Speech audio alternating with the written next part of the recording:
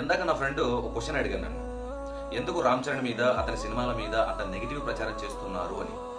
So నేనేం చెప్పానంటే, అప్పట్లో చిరంజీవి అనే ఒక వ్యక్తి శక్తిలా మారి ఒక సామ్రాజ్యాన్ని కూకటి వేలతో సహా పెగిలించి దాని మీద ఒక మెగా సామ్రాజ్యం సృష్టించి ఇంద్రుడిలాగే రాజసింహాసనం వేసుకొని 4 దశాబ్దాల పాటు కూర్చున్నాడు. మరి అలాంటి రాజు కొడుకు యువరాజు సినిమా వస్తుందంటే మామూలుగానే హేట్ రేట్ ఉంటుంది కదా.